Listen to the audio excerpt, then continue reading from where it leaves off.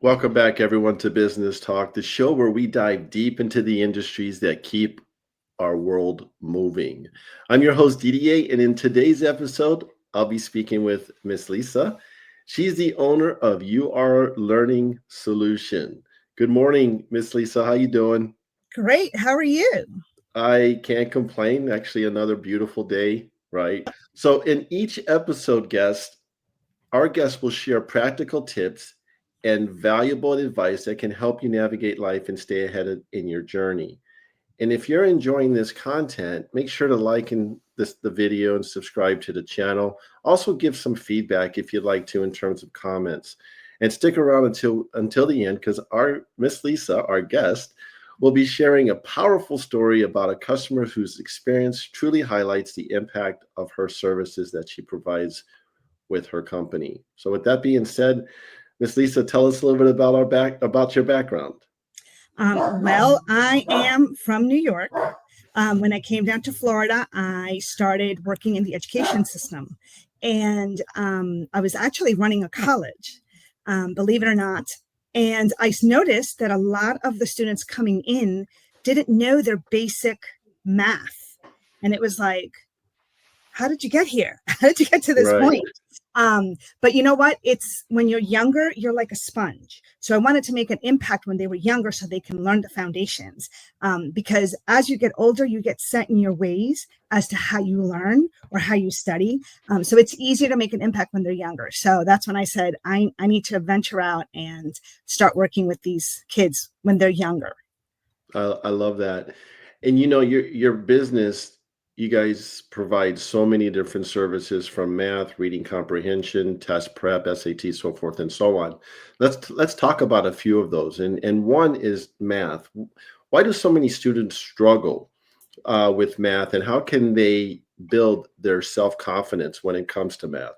So this is a new era, the technology era, where every student wants to use the calculator or their phone as a calculator, and I see that as a weakness because you never get that confidence. You never build your foundations because you're so reliant on the Mhm. calculator. So one thing when they come to me, we do teach them little shortcuts and little tricks and trades, but I only teach them that after they've proven to me that they know the multiplications, that they know their basic foundation, and then we can go and teach them the shortcut.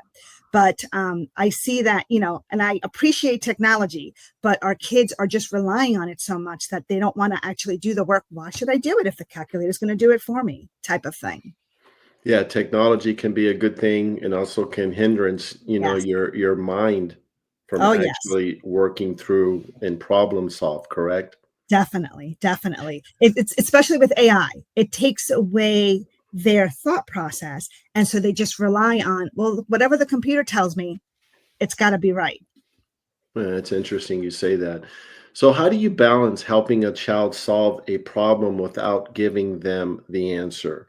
So when we're working with a student, um, we want them to think out loud so that we can hear what they are processing. And if they're not saying anything out loud, okay, well, what do you think you have to do first? Especially when it's like a two-step or a three-step problem. And so we say it out loud a couple of times so they can start seeing the pattern of how to answer certain types of questions until they start doing it on their own. So that way they can, oh, okay, well, first I have to add. And now that I have this total, now I subtract it from the main total to find out how much money they end up with. But just saying it out loud, keep the repetition so they can hear this is how you solve this type of problem. And that word you use, repetition, is so important, right? Yes. And I think it's important in anything until you become good at it. So Oh, it takes time as well. doesn't matter if it's sports, if it's academics. I always tell my students practice makes progress. Absolutely. I love that. Practice makes progress. So another one of your services is reading comprehension. Why is Yes. comprehension just as important as reading fluency? And how can parents support both? So it's funny because I was actually doing this with a student. A student can read and know phonics and pronounce the words and say everything correctly. Their fluency may be awesome. It may be great. you start to find out if they're not understanding a story when you're asking them questions.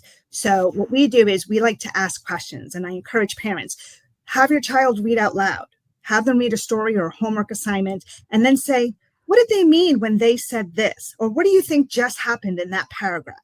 Like, explain it to me. I'm not 100% sure.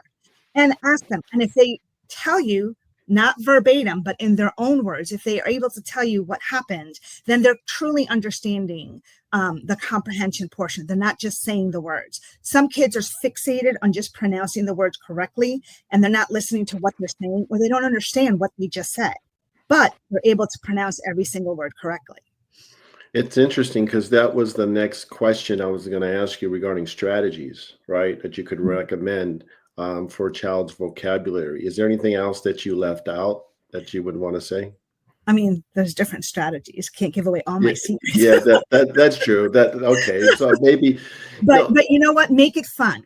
make it It's fun. always easier with the younger kids, and it's a little bit trickier, whether it's math or reading. Just try to make a game out of it. Growing up, my dad used to do that. He would play games with us. Hey, does anybody know how to spell this? Or he would play dumb. Between my brother and I, he would misspell it. And I'm like, no, I know how to spell it. Of course, because I was older. But you always want to make it fun. And that's the kicker.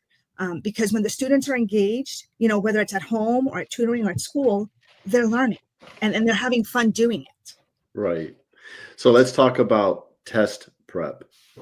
That's another one of the services you provide. Mhm. With so much pressure around testing, how do you prepare students without burning them out? Again, repetition, but I don't want them to do it all within 1 week. Cramming does not work. They benefit more out of reviewing or studying, let's say an hour for a week, 2 weeks, versus studying the night before for 5 hours. Everybody thinks, oh, I'll cram for it. I have this test, I have the other test. But if you review it, it stays with you. And I think a lot of the students think last minute is always going to work. It may work some of the time, but it's not going to work all of the time. Very good point. And what's one thing most parents misunderstand about standardizing testing or school assessments? Again, we are in the technology era, and I think that a lot of parents think that their child knows when they're doing the testing at school because it's computerized, that they understand the directions or that they know how to take the test. And sometimes there are some students that need, hey, make sure you finish reading the story, scroll up and finish before you answer the questions. Some students are already nervous or they're distracted. They may have missed a piece of the direction, or they didn't read the directions. A lot of the students don't like to read the directions anymore, and they go right and answer it. And they don't understand, oh, I was supposed to hit what was not one of the facts in the story, But some parents, I think, believe that their child knows how to do the test on the computer when they're doing the standardized testings. And in reality, they haven't scrolled up to read the rest of the story, and they missed half the story when they're answering the questions. I like that. Just like I mentioned in the beginning of the episode, we were going to kind of wanted you to share a story, something that stands out of one of your students that kind of the light bulb went on. And it was like that moment, right? We all have it. Yes. Can you Yes. kind of share with, again, with no names, but can you Of share? course, no names. There is one particular that stood out that me and like 3 of my other tutors were there in the office when it happened. So there's this one particular student who came in for reading comprehension. Kids, oh, I have to go to tutoring after school.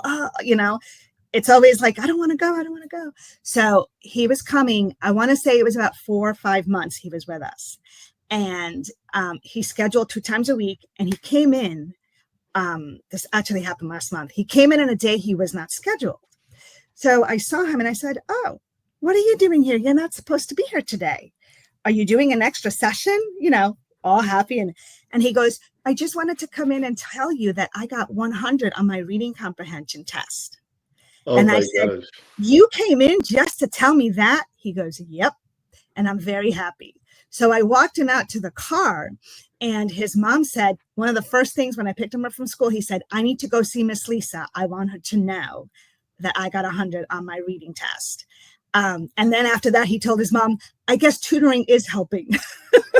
That's awesome. So how does that make you feel? Oh, excellent. Because, sometimes they don't want to come in, and now he's coming in just to tell me the good news. That was great. And then I had 3 other tutors there, and they saw that and they were like, oh, wow, he came in, he was happy. He just wanted to let me know. So we were all happy for him. Well, kudos, Miss Yes. Lisa, for sharing that story, and that's an awesome story as well. So, with that being said, could you provide, as we wrap up, could you provide our listeners with a phone number as well as a website for them to get a hold of you? Yes. So the website is www.yourlearningsolution.com, and your is spelled UR. And phone number you can contact and leave a message is 407-658-7575. And I will call you back and we will discuss, the situation of your student or your child and see how we can help. Well, Miss Lisa, thank you so much for taking time out of your busy schedule to share with our listeners what you do with your business and helping students in tutoring. And hopefully have you back in the near future as well.